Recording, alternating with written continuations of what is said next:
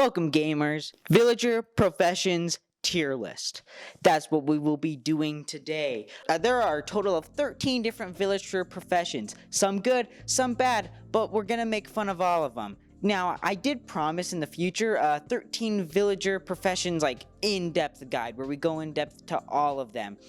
But at the rate I'm rating, at the rate that I'm writing this and how long like these sections are, this video might be 30 minutes long.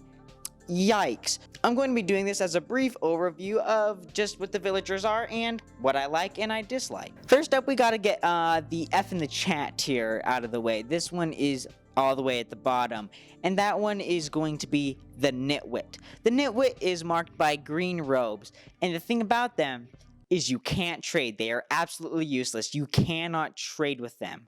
They also, it's hard to get them to breed. They're just dumb. Now, the reason they aren't like all the way at the bottom in absolute disgusting trash is because they make good target practice.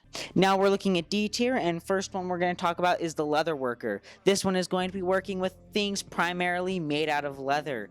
This villager isn't that good. I don't know why I said that because it's in D tier. I wonder why it's not good. It's in D tier. Oh my goodness, you're an idiot, Jaron. But the leather worker will be selling you leather armor. Okay, it's not that good. In Bedrock, it can sell you enchanted leather armor. But why?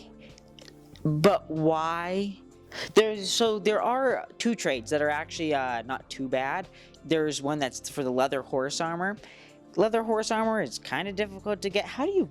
Leather horse armor? What even is leather horse armor? You can get leather horse armor. I actually have never gotten leather horse armor. I have to do that at some point. And then you also have the trade for a saddle. This one's pretty good if you need lots of saddles, but normally you're always fine with two of them. Because all you use saddles are for is horses and pigs if you're really desperate. Now the items the leather worker gives you are fine, but what they ask for is even worse. Okay, you know rabbit hide? You have to kill rabbits, which those can be really hard to find. The only way you're reasonably getting rabbit hide is from a rabbit farm, and that is going to be really expensive. Well, for your hard work of 9 rabbit hide, they'll give you 1 emerald.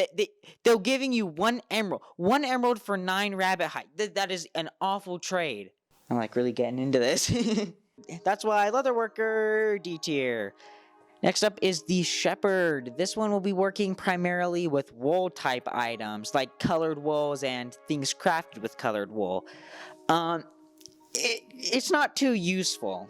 Oh my goodness, I said it again. I don't know why I keep saying that. It's in D tier. It's not that useful.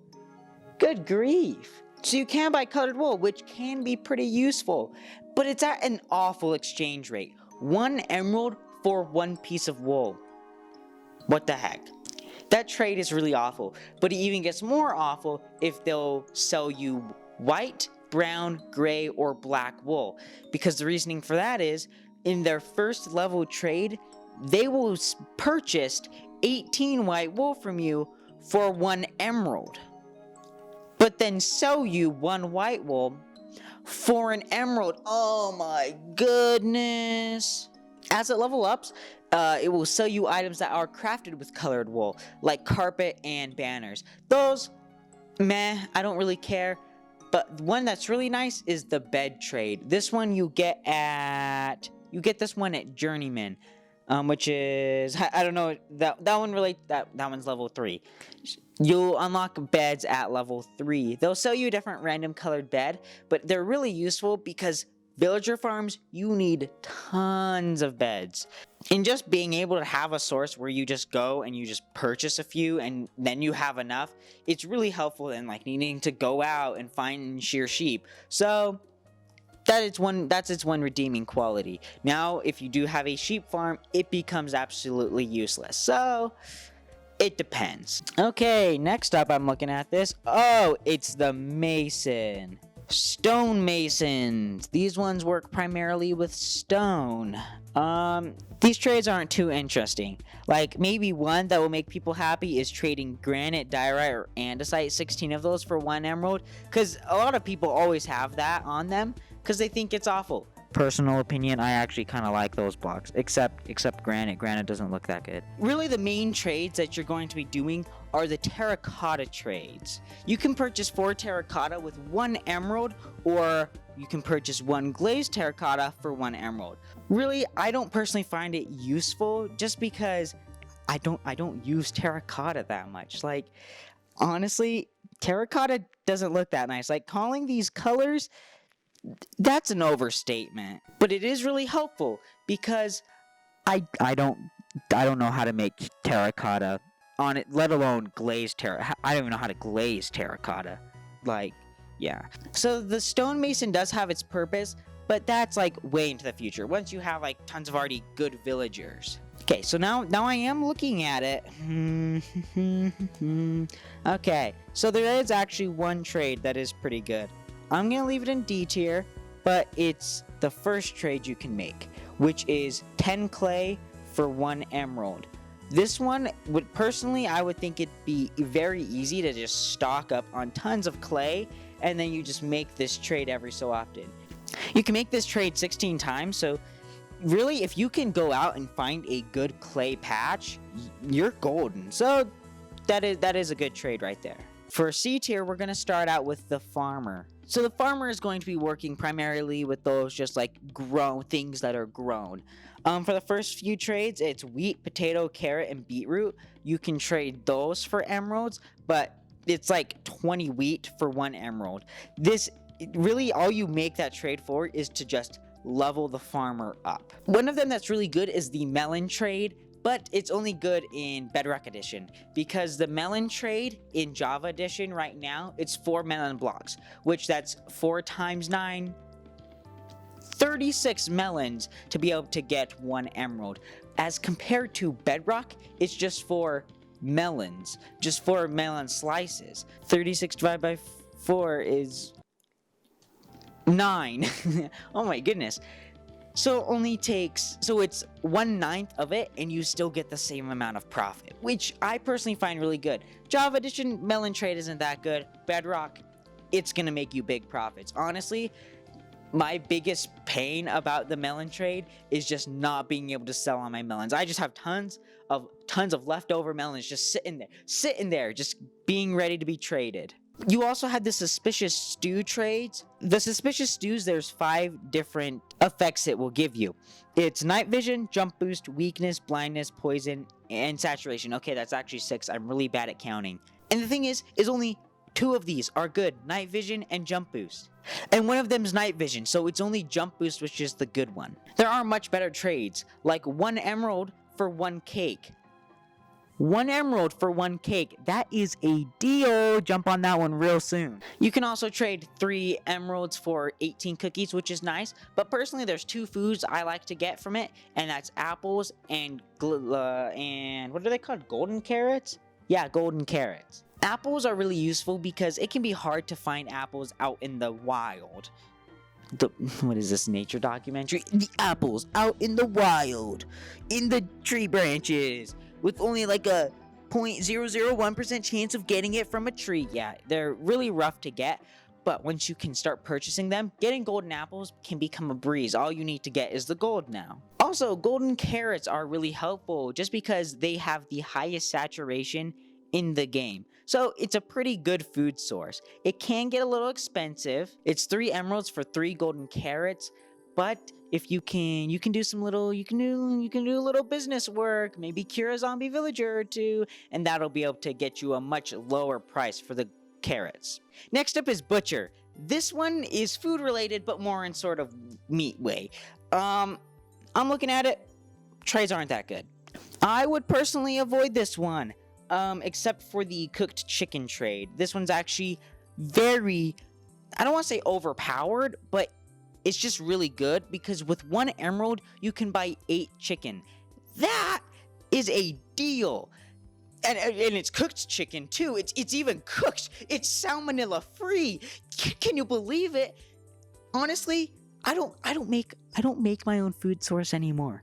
I just enslave my villagers to do it for me. It's a deal. It is a big deal. That's all there is to it. You can trade raw chicken, raw pork chop, and raw rabbit for 1 emerald each, but personally, just level it up by purchasing stuff from it, and then you can, and then buy the cooked chicken. It's not raw. It's cooked, not raw. Salmonella free. The last one in C tier is the toolsmith. This one will be selling you tools. Now that I think about it, I'm kind of mean for putting this one here. Because the toolsmith, weaponsmith, and armorer are all really similar in purpose. They will give you diamond gear. The weaponsmith gives you diamond weapons, sword and axe. The armorer will give you diamond armor, and the toolsmith will give you diamond tools, which is like a pickaxe and shovel. I'm pretty sure they can't sell you a hoe. For those 3, you just want to level them up really fast. So the previous trades aren't that useful. The flint trade, maybe, but you trade 30 flint for 1 emerald. But honestly, just do that to level it up. It's really helpful, but I have to like justify my reason for putting it in C. Just tools aren't that interesting. Like, and honestly, once you get mending, these aren't too useful because you just get experience and level it up. Like, or go end busting and you can find tons of good stuff. It's just meh. Now we're in B tier. This is a great segment because segue. So the weaponsmith, it sells good stuff. It sells diamond axes and diamond swords, both enchanted. This one is just kind of like the toolsmith, but I like swords better. And then the armor is like the exact same, but you can purchase diamond armor. I personally find this one a bit more useful because just diamond armor, some of them can take a lot of diamonds, so it's just nice to... Okay, last one in B tier is the Fisherman. The Fisherman. This one's pretty interesting because there is another one, Fletcher's. I've talked about those before, where you can end up selling 32 sticks for an emerald, which is about 4 logs for an emerald. But the Fisherman has a much better trade than that because you can turn 1 boat into 1 emerald. The thing about boats is in Java Edition, it only requires 5 wood, which is like 1 1/4 log. The reason it's much lower is because it's one of the last trades you can get. It's on expert level or like tier 4. So you have to do a lot of trading to get it up to that level. You have to do stuff with fish. You have to like get fish, get string, get coal. You have to trade all that stuff, and then you can start selling boats. So it's not a good one to start out with, but if you have some extra emeralds to burn, like you can just spend 5 emeralds, buy campfires to just level it up. That's all you gotta do. That's why it's in B tier. And now for A tier, we have 3 of those in there. Let's start off with the Fletcher. This is the one I just barely talked about. So Fletcher is in tier A, and it has a really good trade. 32 sticks for an emerald. This one's really good, and you can see that it's a quick way to make emeralds because people in speedruns use that. Isn't that crazy? People in speedruns use it. Like, the meta changes so much in these speedruns, but it's really helpful. And then there's a lot of trades where you just have to suck it up and just pay to level it up. Also, another trade is 1 emerald for 16 arrows. That is a deal. It's really helpful to just be able to prep for the Ender Dragon fight, and especially just getting arrows on its own is a pain, because feathers, like, you have to set up a farm. Gravel can be hard to get unless you get Fortune 3, and then sticks are sticks, but purchasing it is so much easier. In Master, one of its trades can be tipped arrows. Tipped arrows, when hitting a person, will give them a potion effect of whatever it's tipped. If it's tipped with poison, that means that when someone gets hit by the arrow, they'll get poisoned. This can level up your bow game by a lot. You want to be able to trade for arrows that are poison, instant harming, and instant health. Poison and harming, this will just make it do more damage. Poison is really good, but it doesn't last for too long. It's kind of up to you. I personally like harming, as it just does tons of damage just in that one shot. Because you get power 5, punch 5, flame going on it. With harming, you're good. And then for instant health, these ones work good against those like undead mobs. Like going up against a wither, if you use health, it actually like does damage. It's really weird. And then harming arrows will give it health. It's really weird, but I find those to be useful. Weakness and slowness are also ones I go for, but they're not too much of the best. Quick PSA. My friends like to call me dumb for putting mending on my bows. They're like, infinity is better. Wrong. I can buy arrows so much easier. Infinity doesn't work well with tipped arrows, because even if you have infinity on a bow, when you use a tipped arrow, it's going to use that tipped arrow up. It only works for normal arrows. So, PSA, put mending on your bow so you don't have to keep making new bows. Next up in A tier is cartographers. These ones are really great for making emeralds. They will buy like 11 glass panes from you. And getting glass panes is pretty easy because you just need 6 glass and you'll make 16 glass panes. I talked about this one in my guide to villagers, which I suggest you go watch that, because we're just gonna go over this one quickly. But you can get an auto furnace set up and you just get tons of sand and coal, and it's just like automated profits. All you have to do is sell. That's it. And getting sand is much easier with a really good shovel than going out and needing to mine trees. Mine trees? Cut down trees.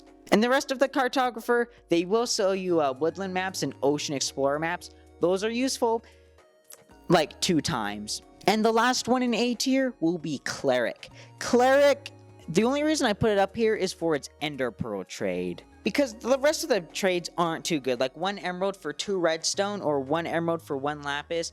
Going down and mining, it's much easier to get. Like even with you don't even have to have Fortune 3 on it, and you'll still be able to get tons more. So the Ender Pearl purchase. This one is also used in speedruns because you need to get Ender Pearls to be able to beat the game. For 5 emeralds, you can purchase 1 Ender Pearl.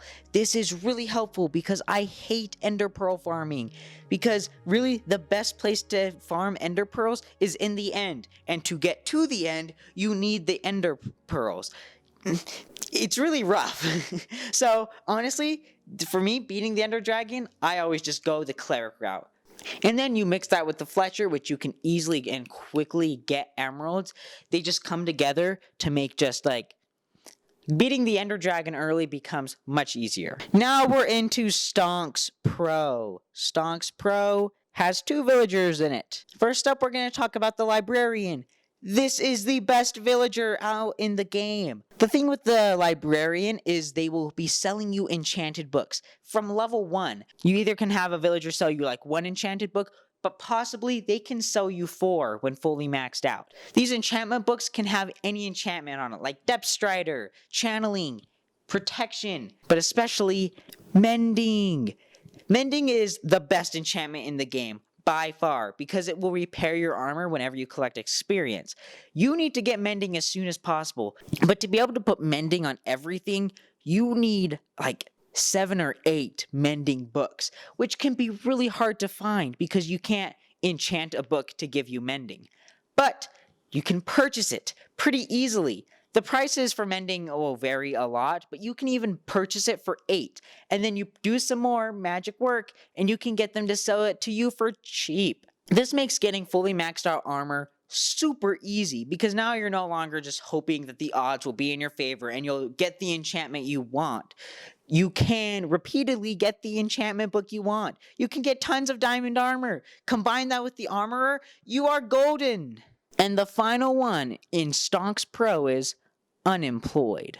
Just like Nitwit, Unemployed, you can't trade with it. But there's something special about this Unemployed villager, because it has potential.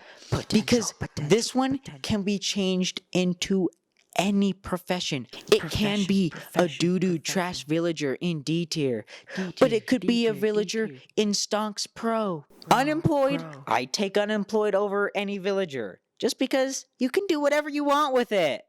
Yay! Okay, gamers, that's all for today. Personally, this was a really different format for me. I'm not used to this kind of stuff. Like, I feel like in hindsight, I can do better. But, gotta get that a video out per week. Honestly, you might not even see this footage if I decide, you know what, this is doo-doo. But, if you do see this footage, there's like a 50% chance I didn't delete it. So, good job, me. Yeah, because like all my script was the tier list. I don't know if that was a good idea, because a lot of the times I just kind of said words, and I never knew where the sentence would end up finishing. Honestly, I should have scripted, but I don't know. This video is going, yeah. Gamers, maybe I need a script because I don't know how to end this video. Subscribe.